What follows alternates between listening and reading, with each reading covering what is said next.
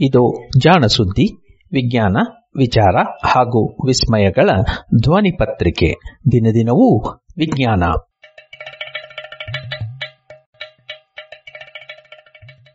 ಸಂಪುಟ 3 ಸಂಚಿಕೆ 346 ಸೆಪ್ಟೆಂಬರ್ 2, 2020. ಜಾಣ ಜಾಣೆಯರು.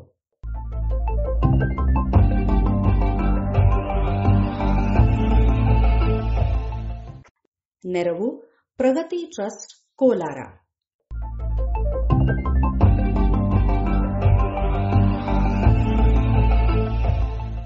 ವಿಜ್ಞಾನ ಮತ್ತು ಸಮಾಜಗಳಿಗೆ ಸಮಸ್ಥಾನ ನೀಡಿದವ.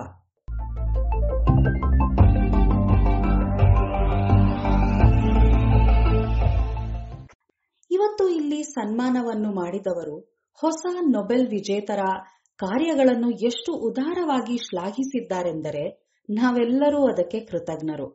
ಆದರೆ ಹೀಗೆ ಹೊಗಳುವಾಗ ಆತ ಅವುಗಳ ಕರಾಳ ಚಿತ್ರಣವನ್ನೂ ಮುಂದಿಟ್ಟಿದ್ದಾರೆ. ವಿಜ್ಞಾನಿಯಾಗಿ ನಾನು ಇದನ್ನು ಒಪ್ಪುವುದಷ್ಟೇ ಅಲ್ಲ, ಇದಕ್ಕೆ ನಾನೂ ಹೊಣೆಗಾರನೆಂದು ಒಪ್ಪಿಕೊಳ್ಳುತ್ತೇನೆ. ವಿಜ್ಞಾನಿಗಳಾಗಿ ನಾವೆಲ್ಲರೂ ನಮ್ಮ ಕೊಡುಗೆಗಳನ್ನು ಒಮ್ಮೊಮ್ಮೆ ದುರಂತಗಳಿಗೆ ಈಡು ಮಾಡುವಂತಹ ಹೇಯವಾದ ಕೆಲಸಗಳಿಗೆ ಬಳಸಿಕೊಳ್ಳಲಾಗುತ್ತಿದೆ ಎಂದು ಭಾವಿಸುವುದುಂಟು.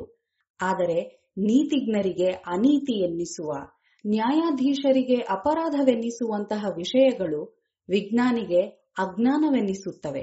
ನಮ್ಮ ಮಟ್ಟಿಗೆ ಜ್ಞಾನ ಮತ್ತು ಅಜ್ಞಾನವೆರಡೂ ಅವಿರತ ವಿರೋಧಿಗಳು. ವಿಜ್ಞಾನಿಗಳು ಜನಜೀವನದ ಮೇಲೆ ಹಾಗೂ ನಾಗರಿಕತೆಯ ಮೇಲೆ ನವೀನ ವಿಜ್ಞಾನದ ನಿಶ್ಚಿತ ಪರಿಣಾಮಗಳು ಹಾಗೂ ಪ್ರಭಾವಗಳ ಬಗ್ಗೆ ತಮಗೆ ಏನೂ ಗೊತ್ತಿಲ್ಲ ಎಂದು ಹೇಳಿ ತಪ್ಪಿಸಿಕೊಳ್ಳಲಾಗದು. ಇಂತಹುದೊಂದು ದೂರು ಅವರಿಗೆ ಅಪರಾಧ ಮಾಡಿದ್ದಕ್ಕಿಂತಲೂ ಕೆಟ್ಟದೆನಿಸುತ್ತದೆ. ಇತ್ತೀಚೆಗೆ ಪ್ರಪಂಚಕ್ಕೆ ಬಂದಿರುವ ಕುತ್ತು ತನ್ನದೇ ಆದ ಬೌದ್ಧಿಕ ಅರುಣೋದಯಕ್ಕೆ ಕಾರಣವಾಗಿದೆ.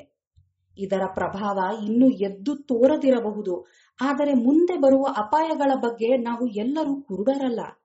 ಹಾಗೆಯೇ ವಿಜ್ಞಾನವು ಭೌತಿಕ ವಿಶ್ವದ ಮೂಲ ನಿಯಮಗಳನ್ನು ಅರಿಯಲು ಈಗಾಗಲೇ ಬಳಸಿರುವಂತಹ ವಸ್ತುನಿಷ್ಠವಾದ ಕಠಿಣ ಪರೀಕ್ಷೆಗಳನ್ನೇ ಸಾಮಾಜಿಕ ನೆಲೆಗಟ್ಟನ್ನು ಅರಿಯಲು ಬಳಸಲು ಅವಶ್ಯಕತೆಯ ಅರಿವೂ ನಮಗಿದೆ. ಇದು ಫಲ ಕೊಡದೇ ಇರಬಹುದು, ಅಥವಾ ಈಗಾಗಲೇ ಹೀಗೆ ಮಾಡಲು ತಡವಾಗಿರಬಹುದು. ಭ್ರಾತೃ ಹತ್ಯೆಯಲ್ಲಿ ನಿರತರಾದ ಜನದಟ್ಟಣೆಯ ರಾಷ್ಟ್ರಗಳಲ್ಲಿ ಹೀಗೆಲ್ಲ ಆಗುತ್ತಿರಬಹುದು. ಆದರೆ ಇನ್ನೊಂದೆಡೆಯಾದರೂ ಸತ್ಯ ದರ್ಶನವಾಗುತ್ತದೆ ಎಂದು ನಾನು ಕನಸುತ್ತೇನೆ. ಹೀಗೆ ವಿಜ್ಞಾನ ಹಾಗೂ ಸಮಾಜದ ನಡುವಣ ಸಂಬಂಧಗಳ ಬಗ್ಗೆ ವಿಶ್ವಾಸವಿಟ್ಟಿದ್ದ, ವಿಜ್ಞಾನವನ್ನು ಸದ್ಬಳಕೆಗಷ್ಟೇ ಉಪಯೋಗಿಸಬೇಕು ಎಂದು ನಂಬಿದ್ದ ನೊಬೆಲ್ ಪ್ರಶಸ್ತಿ ವಿಜೇತ ಫ್ರೆಡ್ರಿಕ್ ಸಾಡಿ ಹುಟ್ಟಿದ ದಿನ ಇಂದು. ಫ್ರೆಡ್ರಿಕ್ ಸಾಡಿ ಸೆಪ್ಟೆಂಬರ್ 2, 1877ರಲ್ಲಿ ಜನಿಸಿದರು. ಧಾತುಗಳ ರಾಸಾಯನಿಕ ಗುಣಗಳ ಬಗ್ಗೆ ಹಾಗೂ ಅವುಗಳ ವಿಕಿರಣಶೀಲತೆಯ ಬಗ್ಗೆ ಇವರು ನಡೆಸಿದ ಸಂಶೋಧನೆಗಳು ಹಲವು ಹೊಸ ಪರಿಕಲ್ಪನೆಗಳಿಗೆ ಹಾದಿ ಮಾಡಿಕೊಟ್ಟವು. ಅವುಗಳಲ್ಲಿ ಪ್ರಮುಖವಾದದ್ದು, ಭೌತಿಕ ಗುಣಗಳು ಹಾಗೂ ವಿಕಿರಣಶೀಲತೆಯಲ್ಲಿ ವ್ಯತ್ಯಾಸವಿದ್ದರೂ ರಾಸಾಯನಿಕವಾಗಿ ಒಂದೇ ತೆರನಾಗಿರುವ ಧಾತುಗಳ ವಿವಿಧ ಸ್ವರೂಪಗಳು ಇರಬಹುದು ಎನ್ನುವ ಸತ್ಯ. ಇಂತಹ ಧಾತು ಸ್ವರೂಪಗಳನ್ನು ಐಸೋಟೋಪ್ಗಳು ಅಥವಾ ಸಮಸ್ಥಾನಿಗಳು ಎಂದು ನಾವು ಇಂದು ಕರೆಯುತ್ತೇವೆ.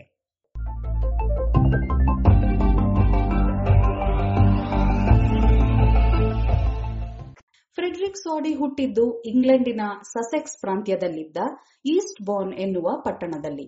ಈತನ ತಂದೆ, ತಾತ ಮೊದಲಾದವರ ಪರಂಪರೆಯೆಲ್ಲವೂ ಕ್ರೈಸ್ತ ಮಿಷನರಿಗಳ ಕುಲವಾಗಿತ್ತು. ಸಾಡಿಯ ತಂದೆ ಧಾನ್ಯಗಳ ವ್ಯಾಪಾರಿ. ಇವರಿಗೆ 9 ಜನ ಮಕ್ಕಳು. ಅವರಲ್ಲಿ ಕೊನೆಯವರೇ ಫ್ರೆಡ್ರಿಕ್ ಸಾಡಿ. ಸಾಡಿ ಹುಟ್ಟಿದ್ದಾಗ ಅವರ ತಂದೆಯ ವಯಸ್ಸು 50 ಆಗಿತ್ತು. ಸಾಡಿ ಅವರ 2ನೆಯ ಹೆಂಡತಿಯ ಮಗ. ಸಾಡಿ ಹುಟ್ಟಿದ ಕೆಲವೇ ವರ್ಷಗಳಲ್ಲಿ ಅವನ ತಾಯಿಯೂ ತೀರಿಕೊಂಡ ಫಲವಾಗಿ ಸಾಡಿ ತನ್ನ ಅಕ್ಕನ ಆಸರೆಯಲ್ಲಿ ಬೆಳೆಯಬೇಕಾಯಿತು. ಜೊತೆಗೆ ಸಾಂಪ್ರದಾಯಿಕ ಮನೆತನದಲ್ಲಿ ಹುಟ್ಟಿದ್ದರಿಂದ ನಿತ್ಯವೂ ನೀತಿ ಪಾಠ ಕೇಳುವ ಅವಶ್ಯಕತೆ ಇತ್ತು. ಇದು ಅವರ ವ್ಯಕ್ತಿತ್ವವನ್ನು ರೂಪಿಸಿತು ಎನ್ನುತ್ತದೆ ಚರಿತ್ರೆ. ಶಾಲೆಯಲ್ಲಿ ವಿಜ್ಞಾನ ಶಿಕ್ಷಕರೊಬ್ಬರ ಪ್ರಭಾವದಿಂದ ರಸಾಯನ ವಿಜ್ಞಾನದಲ್ಲಿ ಆಸಕ್ತಿ ಹುಟ್ಟಿತು. 17ನೇ ವಯಸ್ಸಿನವನಿದ್ದಾಗಲೇ ತನ್ನ ಶಿಕ್ಷಕನ ಜೊತೆ ಸೇರಿ ಒಂದು ಪ್ರಬಂಧವನ್ನು ಬರೆದಿದ್ದ ಸಾಡಿಗೆ ವಿಜ್ಞಾನದಲ್ಲಿ ವಿದ್ಯಾರ್ಥಿ ವೇತನ ದೊರೆತು ಆಕ್ಸ್ಫರ್ಡ್ ವಿಶ್ವವಿದ್ಯಾಲಯದಲ್ಲಿ ಪದವಿ ವಿದ್ಯಾರ್ಥಿಯಾದ. 1898ರಲ್ಲಿ ಪದವಿ ಪಡೆದ ನಂತರ ಕೆಲವು ವರ್ಷಗಳ ಕಾಲ ಹಲವು ಸಂಶೋಧನೆಗಳಲ್ಲಿ ತೊಡಗಿಕೊಂಡ. ಅನಂತರ ಕೆನಡಾದ ಟೊರೊಂಟೊ ವಿಶ್ವವಿದ್ಯಾಲಯದಲ್ಲಿ ಪ್ರೊಫೆಸರ್ ಹುದ್ದೆ ಇದೆ ಎಂದು ತಿಳಿದು ಈತ ಅದಕ್ಕೆ ಅರ್ಜಿ ಹಾಕಿ ನೇರವಾಗಿ ಟೊರೊಂಟೊಗೆ ಪಯಣಿಸಿದ. ಆದರೆ ಆ ಹುದ್ದೆ ಸಿಗದಿದ್ದಾಗ ಕೆನಡಾದ ಮಾಂಟ್ರಿಯಾಲಲ್ಲಿ ಡೆಮಾನ್ಸ್ಟ್ರೇಟರ್ ಹುದ್ದೆಗೆ ಸೇರಿಕೊಂಡ. ಸಂಬಳ ಕಡಿಮೆಯಾದರೂ ತಂದೆಯ ಆಸರೆ ಇತ್ತು. ಹೀಗಾಗಿ ಅಲ್ಲಿಯೇ ಉಳಿದ ಈತ ಅಲ್ಲಿದ್ದ 3-4 ವರ್ಷಗಳಲ್ಲಿ ಅದಾಗ ತಾನೇ ಹೊಸದಾಗಿ ಬೆಳೆಯುತ್ತಿದ್ದ ವಿಕಿರಣಶೀಲ ಧಾತುಗಳ ಕ್ಷೇತ್ರದಲ್ಲಿ ತನ್ನ ವಿಚಾರಗಳನ್ನು ಇಂಗ್ಲೆಂಡಿನ ಮತ್ತೊಬ್ಬ ಪ್ರತಿಭಾವಂತ ವಿಜ್ಞಾನಿ ಅರ್ನೆಸ್ಟ್ ರುದರ್ಫೋರ್ಡ್ ಜೊತೆಗೆ ಪ್ರಕಟಿಸಿದರು. ಇವರಿಬ್ಬರೂ ಪ್ರಕಟಿಸಿದ 4 ಪ್ರಬಂಧಗಳನ್ನು ಇಂದಿಗೂ ವಿಕಿರಣಶೀಲತೆಯ ಮೂಲಭೂತ ತತ್ವಗಳನ್ನು ವಿವರಿಸುವ ಪ್ರಬಂಧಗಳು ಎಂದು ಪರಿಗಣಿಸಲಾಗಿದೆ. ಅನಂತರ ಇಂಗ್ಲೆಂಡಿಗೆ ಮರಳಿದ ಈತ ಗ್ಲಾಸ್ಗೋ ವಿಶ್ವವಿದ್ಯಾಲಯದಲ್ಲಿ ವಿಲಿಯಂ ರಾಮ್ಸೆ ಜೊತೆಯಲ್ಲಿ ಸಂಶೋಧನೆಗೆ ತೊಡಗಿದರು. ಈ ಕಾಲಘಟ್ಟದಲ್ಲಿ ವಿವಿಧ ವಿಕಿರಣಶೀಲ ಧಾತುಗಳು ವಿಕಿರಣಶೀಲತೆಯನ್ನು ಕಳೆದುಕೊಳ್ಳುವ ವಿದ್ಯಮಾನವನ್ನು ಅಧ್ಯಯನ ಮಾಡಿದರು. ಇವರು ವಿಕಿರಣಶೀಲ ಧಾತುವು ಹೀಗೆ ಪರಿವರ್ತನೆಯಾಗುವ ಹಾದಿಯಲ್ಲಿ ದೊರಕುವ ಹಲವು ವಸ್ತುಗಳು ಇತರೆ ಧಾತುಗಳಂತೆಯೇ ಇದ್ದುದನ್ನು ಕಂಡರು. ಅವುಗಳ ರಾಸಾಯನಿಕ ಕ್ರಿಯೆಗಳು ಒಂದೇ ತೆರನಾಗಿದ್ದರೂ ಪರಮಾಣು ತೂಕ ಬೇರೆ ಬೇರೆ ಇರುತ್ತಿತ್ತು. ವಿಕಿರಣಶೀಲತೆಯಲ್ಲಿಯೂ ವ್ಯತ್ಯಾಸಗಳು ಇದ್ದವು. ಇಂತಹ ವಸ್ತುಗಳು ಒಂದೇ ಧಾತುವಿನ ವಿವಿಧ ಸ್ವರೂಪಗಳು ಎಂದು ಇವರು ಗುರುತಿಸಿದರು. 1913ರಲ್ಲಿ ಅವಕ್ಕೆ ಐಸೋಟೋಪ್ ಅರ್ಥಾತ್ ಧಾತು ಪಟ್ಟಿಯಲ್ಲಿ ಒಂದೇ ಸ್ಥಾನದಲ್ಲಿ ಇರುವಂತಹ ಧಾತುಗಳು ಎಂದು ಹೆಸರಿಸಿದರು. ಸಮಸ್ಥಾನಿಗಳ ಶೋಧದ ಬಗ್ಗೆ ಸಾಡಿ ಹೇಳಿದ್ದು, ಇಂದು ನಮಗೆ ಬಹಳ ಸರಳ ಎನಿಸುವಂತಹ ಈ ವಿಷಯ ಮೊದಲಲ್ಲಿ ಬಹಳ ವಿಸ್ಮಯಕಾರಿ ವಿಷಯವಾಗಿತ್ತು. ಹೀಗಾಗಿ ಐಡಿಯಾ ಹೇಗೆ ಹುಟ್ಟಿತು ಎನ್ನುವುದನ್ನು ವಿವರಿಸುವುದು ಸ್ವಲ್ಪ ಜಟಿಲವೇ. ಈ ಚರಿತ್ರೆಯನ್ನು ಪರಿಪೂರ್ಣವಾಗಿ ಹೇಳಲಾಗದಿದ್ದರೂ ಇಂದು ಮೂಲಭೂತವಾದ ಕುತೂಹಲ ಹಾಗೂ ಪ್ರಸ್ತುತೆ ಇದೆ ಎಂದು ಸಾರ್ವತ್ರಿಕವಾಗಿ ನಂಬುವ ಕಲ್ಪನೆಗಳ ಶೋಧದಲ್ಲಿ ನನ್ನ ಪ್ರಯೋಗಗಳ ಆರಂಭವನ್ನು ಹೇಳಬಲ್ಲೆ. 1903ರಲ್ಲಿ ಅರ್ನೆಸ್ಟ್ ರುದರ್ಫೋರ್ಡ್ ಮತ್ತು ನಾನು ಪ್ರಕಟಿಸಿದ ವಿಕಿರಣಶೀಲತೆಯ ವಿವರಗಳಲ್ಲಿ ವಿಕಿರಣಶೀಲ ಧಾತುಗಳ ಕ್ಷಯದ ಬಗ್ಗೆ ಚರ್ಚಿಸಿದ್ದೆವು. ವಿಕಿರಣಶೀಲ ಧಾತುವೊಂದರ ಪರಮಾಣುವಿನಿಂದ ವಿಕಿರಣಶೀಲ ಕಣವೊಂದು ಹೊರಸೂಸಿದಾಗ ಉಳಿಯುವ ಪರಮಾಣುವಿನ ರಾಸಾಯನಿಕ ಹಾಗೂ ಭೌತಿಕ ಗುಣಗಳು ಬೇರೆಯದೇ ಆಗಿರುತ್ತವೆ ಎಂದು ಹೇಳಿದ್ದೆವು. ಈ ರೀತಿಯಲ್ಲಿ ಪರಮಾಣುಗಳ ಕ್ಷಯ ಒಂದಾದ ಮೇಲೆ ಒಂದರಂತೆ ನಡೆದು ಮೂಲ ಧಾತು ಹಾಗೂ ಅಂತಿಮವಾಗಿ ದೊರೆಯುವ ಉತ್ಪನ್ನಗಳ ನಡುವೆ ಬಹುತೇಕ ಕ್ಷಣಿಕವಾಗಿರುವ ಹಲವಾರು ಹೊಸ ಧಾತುಗಳ ಸೃಷ್ಟಿಯಾಗುತ್ತದೆ ಎಂದು ತಿಳಿಸಿದ್ದೆವು. ಈ ವಾದವು ಆಗ ಕೆಮಿಸ್ಟ್ರಿಯಲ್ಲಿದ್ದ ಹಲವು ಪರಿಕಲ್ಪನೆಗಳಿಗೆ ಸವಾಲೆಸೆದಿತ್ತು. ಈ ಅಸ್ಥಿರ ಧಾತುಗಳ ವಿವರವಾದ ಅಧ್ಯಯನವು ಕೆಮಿಸ್ಟ್ರಿಯ ಹಲವು ಮೂಲಭೂತ ಪರಿಕಲ್ಪನೆಗಳನ್ನು ಅಲ್ಲಗಳೆಯುವಂತಹ ವಿಷಯಗಳನ್ನು ತಿಳಿಸಿತ್ತು. ಈ ಕಲ್ಪನೆ ಇಷ್ಟೇ: ರಾಸಾಯನಿಕ ಧಾತುಗಳು ಏಕತರನ ಪರಮಾಣುಗಳಿಂದಾಗಿಲ್ಲ, ಆದರೆ ಅವುಗಳ ಪರಮಾಣುಗಳೆಲ್ಲದರ ರಾಸಾಯನಿಕ ಸ್ವರೂಪ ಏಕತೆರನದ್ದು. ಸಾಧಾರಣ ಮಾತಿನಲ್ಲಿ ಹೇಳುವುದಾದರೆ, ತೋರಿಕೆಗೆ ಈ ಪರಮಾಣುಗಳು ಒಂದೇ ಆದರೂ ಇವುಗಳ ಒಳಗೂ ಭಿನ್ನವಾಗಿರುತ್ತವೆ. ರಾಸಾಯನಿಕ ಕ್ರಿಯೆಗಳು ಪರಮಾಣುಗಳ ಹೊರಗೆ ಇರುವ ಎಲೆಕ್ಟ್ರಾನ್ಗಳನ್ನು ಆಧರಿಸಿವೆ. ಆದರೆ ಇದೇ ಪರಮಾಣುಗಳ ವಿಕಿರಣಶೀಲತೆ ಎನ್ನುವುದು ಅವುಗಳ ಒಳಗಿರುವ ಪರಮಾಣು ಕೇಂದ್ರ ಅಥವಾ ನ್ಯೂಕ್ಲಿಯಸ್ಸಿನ ಸ್ವರೂಪವನ್ನು ಆಧರಿಸಿರುತ್ತವೆ. ಅಂದರೆ ಹೊರಗೆ ಸಮಾನವಾಗಿದ್ದರೂ ಪರಮಾಣುಗಳ ಒಳಗಣ ರಚನೆ ಬೇರೆ ಬೇರೆ ಆಗಿರಬಹುದು. ಹೀಗೆ ರಾಸಾಯನಿಕವಾಗಿ ಸಮಸ್ವರೂಪಿಯಾದ ಹಾಗೂ ಯಾವುದೇ ರಾಸಾಯನಿಕ ಕ್ರಿಯೆಗಳು ಬೇರ್ಪಡಿಸದ ಪರಮಾಣುಗಳನ್ನು ಐಸೋಟೋಪ್ಗಳು ಎಂದು ಇಂದು ಗುರುತಿಸುತ್ತೇವೆ.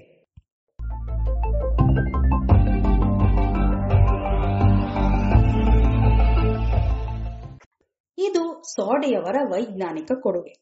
ಹೀಗೆ ಧಾತುಗಳು ಪರಮಾಣು ತೂಕ ಬೇರೆ ಬೇರೆ ಇರುವಂತಹ ಪರಮಾಣುಗಳ ಮಿಶ್ರಣ ಎನ್ನುವುದನ್ನು, ವಿಕಿರಣಶೀಲ ಪರಮಾಣುಗಳು ವಿಕಿರಣಶೀಲತೆಯನ್ನು ಕಳೆದುಕೊಳ್ಳುವ ಬಗೆಯನ್ನು ತಿಳಿಸಿಕೊಟ್ಟದ್ದಕ್ಕೆ ಇವರಿಗೆ 1921ರಲ್ಲಿ ನೊಬೆಲ್ ಪಾರಿತೋಷಕ ಲಭಿಸಿತ್ತು.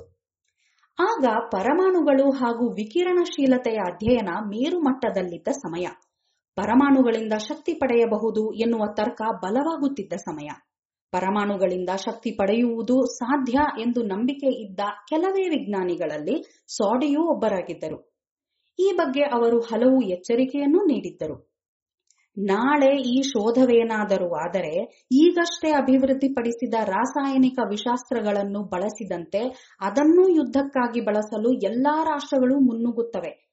ಸದ್ಯದಲ್ಲಿ ಇರುವ ಆರ್ಥಿಕ ಪರಿಸ್ಥಿತಿಯಲ್ಲೇನಾದರೂ ಪರಮಾಣು ಶಕ್ತಿ ಕೈಗೆಟುಕಿದರೆ ಅದು ವಿಜ್ಞಾನ ಎನ್ನುವುದು ನಾಗರಿಕತೆಯ ತಳಹದಿ ಎನ್ನುವ ವಾದವನ್ನು ಅಲ್ಲಗಳೆಯುವ ಸಾಧನೆಯಾಗುತ್ತದೆ. ಬಲು ಕ್ಷಿಪ್ರವಾದ ನಾಶವಾಗುತ್ತದೆ, ದೀರ್ಘಕಾಲದ ಪ್ರಭಾವ ಉಳಿಸುತ್ತದೆ ಎಂದು 1926ರಲ್ಲಿಯೇ ವಾದಿಸಿದ್ದರು. ಇವರ ವಾದವನ್ನು ಆಗ ಯಾರೂ ಒಪ್ಪಿರಲಿಲ್ಲ, ಏಕೆಂದರೆ ಪರಮಾಣು ಶಕ್ತಿ ಇನ್ನೂ ಕೈಗೆಟುಕಿರಲಿಲ್ಲ.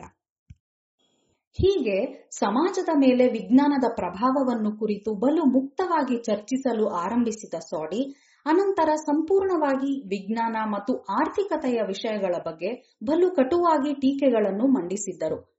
ಅಂದಿನ ಹಲವು ಆರ್ಥಿಕ ತಜ್ಞರನ್ನು ತಮ್ಮ ವಾದಗಳಿಂದಾಗಿ ಸಿಟ್ಟಿಗೇಳಿಸಿದ್ದರು. ರಸಾಯನ ವಿಜ್ಞಾನಿಯೊಬ್ಬ ಹೀಗೆ ಆರ್ಥಿಕತೆಯ ಬಗ್ಗೆ ಮಾತನಾಡಿದ್ದು ಸರಿಯಲ್ಲ ಎನ್ನುವ ಭಾವನೆ ಇತ್ತು. ಹಲವು ಆರ್ಥಿಕ ತಜ್ಞರು ಸಾಡಿಯವರನ್ನು ಹುಚ್ಚ ಎಂದೂ ಕರೆದದ್ದುಂಟು. ಆದರೆ ಇದು ಯಾವುದಕ್ಕೂ ಜಗ್ಗದ ಸಾಡಿ ಆರ್ಥಿಕತೆ ಕುರಿತ ತಮ್ಮ ವಿಚಾರಗಳನ್ನು wealth, virtual wealth and debt ಅರ್ಥಾತ್ ಸಿರಿವಂತಿಕೆ, ತೋರಿಕೆಯ ಶ್ರೀಮಂತಿಕೆ ಹಾಗೂ ಸಾಲ ಎನ್ನುವ ಒಂದು ಪುಸ್ತಕವನ್ನು ಬರೆದರು. ಅಂದಿಗೂ ಇಂದಿಗೂ ಈ ಪುಸ್ತಕ ಚರ್ಚಾರ್ಹವಾಗಿಯೇ ಇದೆ.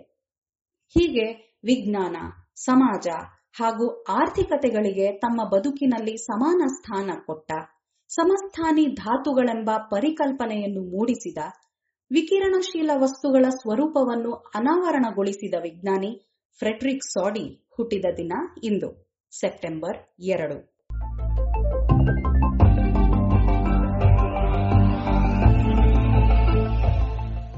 ಇದು ಇಂದಿನ ಜಾಣಜಾಣೆಯರು. ರಚನೆ ಶ್ರೀ ಕೊಳ್ಳೇಗಾಲ ಶರ್ಮಾ. ಜಾಣಧ್ವನಿ ಶ್ರೀಮತಿ ಲಕ್ಷ್ಮೀ ವಿ.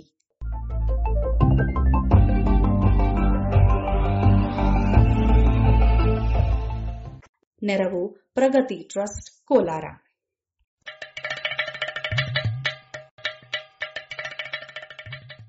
ಜಾಣ ಸುದ್ದಿ ಕುರಿತ ಸಲಹೆ, ಸಂದೇಹಗಳು, ಪ್ರಶ್ನೆಗಳು ಇದ್ದಲ್ಲಿ ನೇರವಾಗಿ 9886640328 ಈ ನಂಬರಿಗೆ ಕರೆ ಮಾಡಿ, ಇಲ್ಲವೇ ವಾಟ್ಸಪ್ ಮಾಡಿ.